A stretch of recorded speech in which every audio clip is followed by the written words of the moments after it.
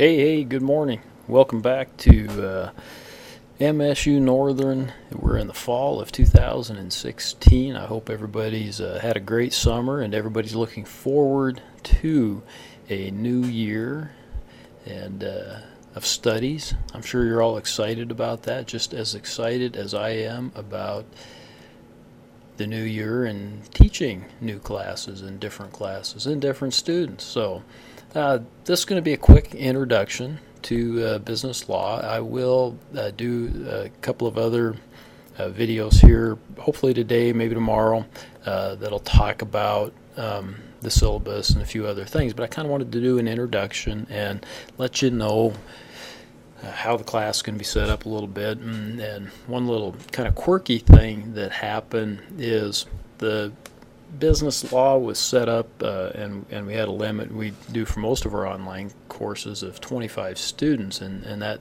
limit was reached, and there were a number of people on a waiting list, and so we ended up opening two sections of business law online. So technically there's going to be two separate classes. Now we'll be on the same schedule, you'll be doing the same homework, all those other things, but it'll give me a couple of different sections that I'm going to have to monitor and work with. And so you might hear, for example, I may make reference to a student, Johnny, whose posting in the discussion was really awesome, and I just wanted to point that out to everybody, and here's what Johnny wrote. And you might not have a Johnny in your class, right? That would mean that it would be from that other section of business law that they opened up for online and for this fall. So just kind of keep that in mind as we're going through. If something seems a little bit odd, it might be because I'm talking about something that happened in the other section, because there is about a 100% chance that I'm going to get confused between the two sections. I have never done this before where I've had two sections of the same class online. So please, everybody, open up your D2L. Make sure that you're in there. Make sure that you show up. Look at the classroom. You can look at the class list just like the rest of us.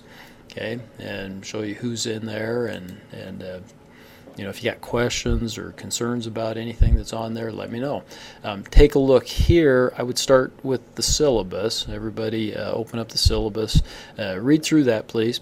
Then I'll spend 5 minutes probably talking about that in another video. Okay. You can read the discussion instructions as well. You might take a look at the discussion scoring rubric, which bring me to maybe the last point here that I'll make with this short video is that I want discussions to be a large part of this. I actually changed the grading a little bit because I want them to have a little more impact on your final grade. That means I'm going to have to do a little bit better job than I have in the past of trying to keep up a little bit with the discussions myself and grading them and letting you know where you're at and what my expectations are there. But what I really, to me, the discussion of business law can be kind of boring, but open up a website, a news website on any given day, and there's going to be several articles that relate to business law. They might relate to sports and business law. I was reading one just this morning too. Maybe I can find that for you real quick. Okay, it was here we go. Will the 49ers cut Kaepernick, right? Okay, kind of an interesting. What the heck's that have to do with business law? Well, sports is a business. These are companies, corporations, just like many other that do business. And now you got this Colin Kaepernick, right? And you read through the article, and Mr. Kaepernick, he's been struggling a little bit with the game part of it. But then in addition to that, now he's got this stance that he's taking where he refuses to stand for the playing of our national anthem. Okay, and so he very well may get cut from the team because his football playing has not been up to standard, okay? But is his stand, against standing, is that a part of the reason? It could be, Okay, what happens in a case like that? The answer is I don't know. And in this case, the sports world may be a little bit different than the regular world, because he's got a contract, and if they do cut him, they still have to pay him $12 million, right? So he wouldn't go away broke, although he'd probably be broke in 5 years. Most athletes are. A pretty big majority of them are, actually. So it's all kind of interesting, but that happens in real life too. A person gets fired, and they may say, hey, I got fired because I took a stance on this, because I voted for Mickey Mouse for president, right? And my boss didn't like that, and so my boss fired me. And that may be the employee's perception, but it may be that the employee was doing a so-so job, right? And so we can find examples of business law in many different places. Okay, and so look around, look at your headlines from news websites, whatever the case may be.